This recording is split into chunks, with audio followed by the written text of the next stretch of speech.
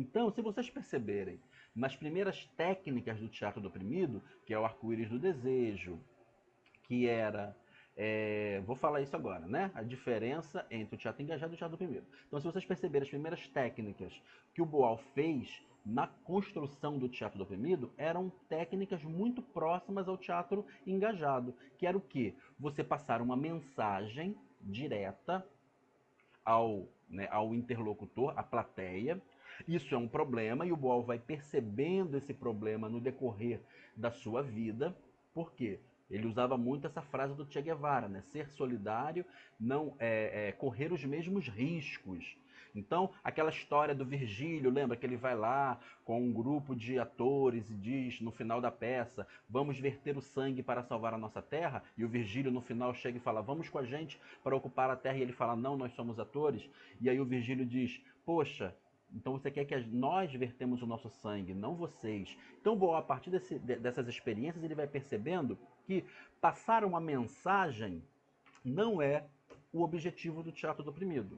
E o teatro engajado, ele tem a necessidade política de defender um ponto de vista, né? De defender um lado político. Mesmo o teatro do oprimido tendo um lado político, a gente vai falar disso depois, mais tarde, né? Essa defesa do teatro do oprimido, mesmo defendendo o lado do oprimido, essa defesa ela não pode ser tão diretiva como é no teatro engajado. Então o Boal já começa a descobrir que ele precisa respeitar, e aí entra o Paulo Freire também, né? Porque o teatro do oprimido está junto com a pedagogia do oprimido, um não pode viver sem o outro, a prática do teatro do oprimido tem que estar atrelada a filosofia da pedagogia do oprimido. E aí o Boal diz o seguinte, nós temos que respeitar o processo de descoberta do oprimido. Então, quando eu faço teatro engajado, eu estou dizendo, né, metaforicamente, eu sei o que é bom para o povo. Eu sei como que o povo deve fazer a revolução. E eu vou mostrar, através do teatro, como que o povo tem que se reunir, como que o povo tem que se organizar, porque o povo não se organiza, porque o povo tá sempre um contra o outro, porque as pessoas não fazem greve. Então, o teatro engajado, ele já pressupõe uma forma de resolver os problemas da sociedade, né? O teatro do oprimido, ele não propõe as soluções, ele propõe um debate, ele propõe uma reflexão e, né, alguém pediu, fala do Coringa pedagogo, né? E o Coringa, que é esse facilitador do teatro do oprimido, como um pedagogo, ele não vai dar respostas para a plateia. Ele vai tentar entrar no nível de diálogo onde todos se respeitam e onde todos aprendem juntos. Então, a primeira coisa é, o teatro do oprimido, diferente do teatro engajado, não passa uma mensagem, né? Ele busca, a partir do caminho de cada oprimido, que esse oprimido descubra a sua forma de lutar contra a opressão. Tá?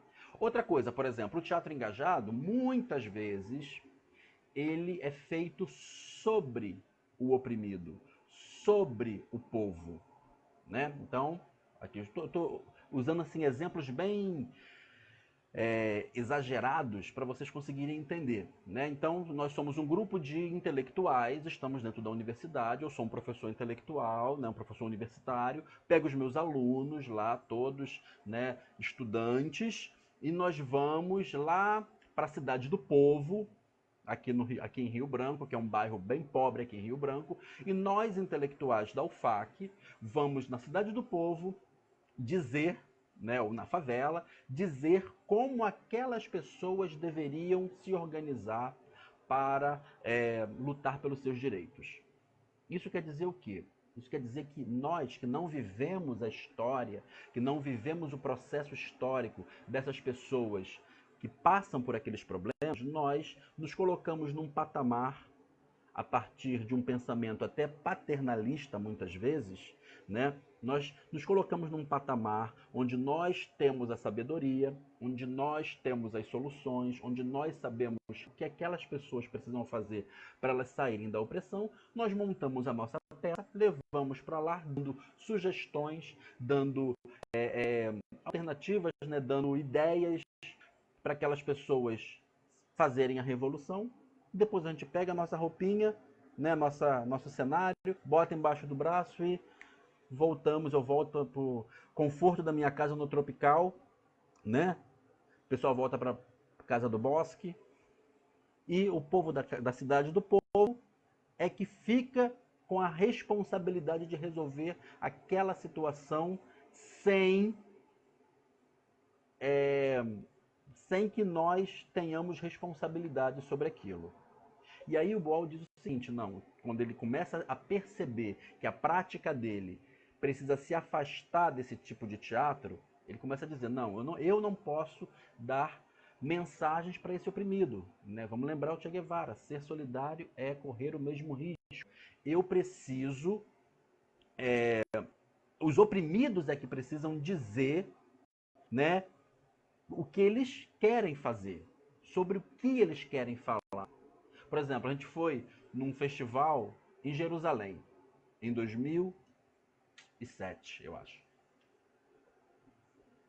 E aí, quando eu indo para lá, né, fiquei pensando, conversando com os meus colegas do CTO, né, nossa, provavelmente a peça deles vai falar sobre a ocupação de Israel, eles vão falar, né, sobre essa opressão dos Estados Unidos, e chegamos lá, o grupo Astar falava do problema do machismo, que as mulheres, né, se sentiam oprimidas e os homens. E aí a gente se questionou assim, nossa, mas por que tem um problema tão importante? Nós, pensando que nós tínhamos toda a sabedoria, né, pensamos, por que vocês, um grupo da Palestina que sofrem tanta essa opressão, por que vocês não aproveitam e fazem uma peça sobre isso? Eles disseram, sim, mas nós, nesse momento, nós achamos mais importante nós estarmos falando do machismo, porque isso nos machuca, né? Isso machuca nossas famílias, machuca as pessoas que nós amamos. Nós achamos que é mais importante isso agora, é mais urgente do que falar sobre esse problema global. Então, é isso que o Boal quer dizer. Os oprimidos são eles que sabem quais são as urgências dos problemas que eles querem falar. Então não adianta nós, intelectuais, ou nós da cidade indo para o campo, ou nós, sei lá, do sudeste vindo para o norte, dizermos o que os oprimidos têm que fazer. E isso é um trabalho de humildade, porque você tem que descer, né, do seu altar de intelectual, de doutor, de professor, você tem que descer na sua humildade e falar assim, olha, vocês também têm algo para me ensinar aqui. A história de vocês é a história importante, né? E mesmo que esse oprimido ainda não entenda que ele é oprimido, que às vezes a gente passa por isso, né? A gente passa por situações em oficinas que o oprimido ele não tem consciência de que é oprimido. Mas, Paulo Freire, para criar consciência, a consciência ela se constrói. Né? Se constrói a partir dos processos, a partir da vivência, né? A partir de ouvir as outras pessoas, desse processo de compartilhar histórias. Então, essa consciência, essa autonomia, né, que o Freire fala, ela não vai ser colocada na cabeça das pessoas, do oprimido. Né? Aí a educação bancária que o Freire fala. Né? Então, para a gente estar num processo sincero, realmente que a gente acredita que as coisas podem mudar, a gente tem que acreditar primeiro no poder do oprimido. Isso. O teatro do oprimido não é sobre o oprimido.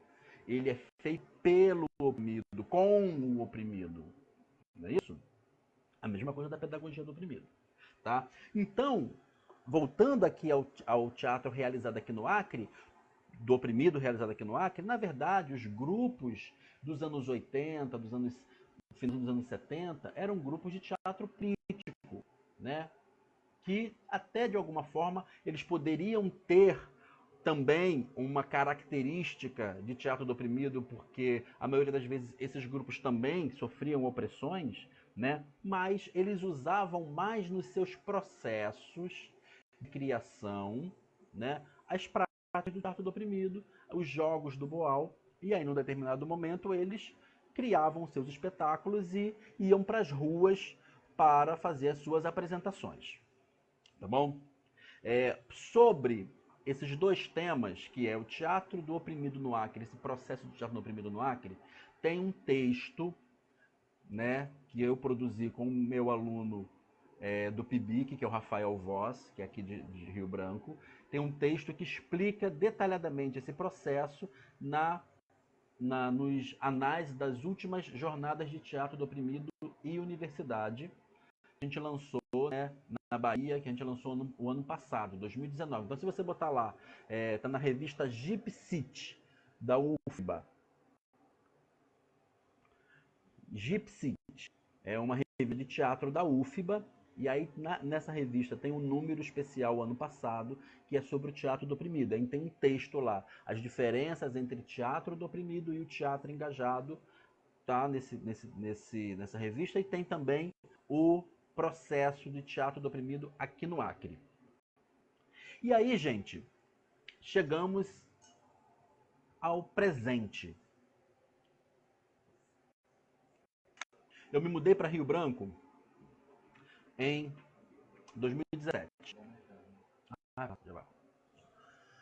Tá, beijinho. Mudei. Cuidado com o coronavírus, hein? Vai lá no mercado. Aqui a gente tem que sair rapidinho para ir ali, para aqui. Não dá pra gente ficar em quarentena o tempo inteiro, né? Tem que comprar um negocinho ali. Enfim, voltando. A gente se mudou para cá em 2017. No começo de 2017 eu saí do CTO, né? Encerrei as minhas atividades no final de 2016 e vim para cá, para Rio Branco. Eu já estava tendo algumas intuições, né? Às vezes, lá no grupo do Gesto, eu mandava uma mensagem, eu estava finalizando a minha tese de doutorado, né? Então, às vezes, eu tinha algumas questões pingavam na minha cabeça, e aí eu anotava, mas nada era muito claro ainda. E aí, quando eu vim para cá, para Rio Branco, eu vim mecanizado. Aquilo que a gente luta, né? Para não ser, que o Boal tanto fala. Cuidado com a mecanização. Eu estava mecanizado. Eu vim para cá pensando em reproduzir tudo o que eu estava acostumado a fazer. Então, todos os tipos de oficina, todos os jogos, tudo da mesma forminha que eu estava acostumado a fazer no Rio de Janeiro, eu vim com esse pensamento. Eu vou montar um grupo, né? Eu vou formar multiplicadores, né? Então, assim, o meu pensamento era: vou trabalhar com o teatro do oprimido, mas nos mesmos moldes que eu estava acostumado a fazer no Rio de Janeiro. Aí já tem alguns problemas. O meu primeiro problema é que nós precisamos estar abertos para realmente olhar, ver, ouvir, né, sentir essa nova experiência, esse novo lugar que a gente está. É impossível você chegar num outro estado, né, numa outra região do Brasil ou num outro país, seja lá para onde você for. Tive vários colegas, né, que se mudaram de países. Bárbara foi para a Alemanha, Claudinha foi para a França. Cada um vai para um lugar. E aí, como que você consegue ser afetado por esse novo espaço e por essas novas pessoas que estão entrando em contato com você? Então, 2017 foi um ano de cair a ficha. Eu fui fiz um projeto de extensão dentro de uma comunidade, e aí eu estava, né, reproduzindo, né, os mesmos jogos da mesma forma, e aquilo ali eu não estava satisfeito, tinha alguma coisa que faltava ali, né? Eu não, assim, para mim, fazer daquela forma era pouco para o teatro do oprimido que eu acreditava que poderia ser, né? E aí a gente fez uma viagem, ainda do gesto, para Taiwan, em 2018. A gente fez uma viagem para Taiwan, organizamos com a Kelly Chia, e com o Lico, com Ellen Cachalote, né, o Luiz também foi. Fizemos essa viagem e lá no meio da oficina, né, foi muito interessante, porque na época a gente estava pensando em criar uma pós-graduação em teatro do oprimido, então a gente já vinha discutindo o Lico, Ellen, Caixa, a gente vinha, né, Jussara também, colaborou bastante. E aí, num determinado. Aí o Lico falou assim: poxa, nós podíamos aproveitar essa nossa viagem para Taiwan e experimentar, fazer algo novo, fazer o que a gente está né, que a gente está pensando em fazer, de repente ser a experiência da pós. E aí eu fui uma das pessoas que falou assim: não, Lico, como assim a gente vai fazer? As pessoas não têm nenhuma prática com o teatro do oprimido, as pessoas não conhecem o teatro do oprimido, precisa fazer uma coisa básica, a gente precisa fazer, né, meio que fazer uma nivelação com as pessoas, até porque vai ser em inglês, vai ser em outra língua, então vai ser pior ainda a gente falar de temas tão profundos como teoria e uma coisa assim mais profunda que uma pós-graduação necessitaria. Vai ser muito difícil a gente fazer isso na China ou em Taiwan, né?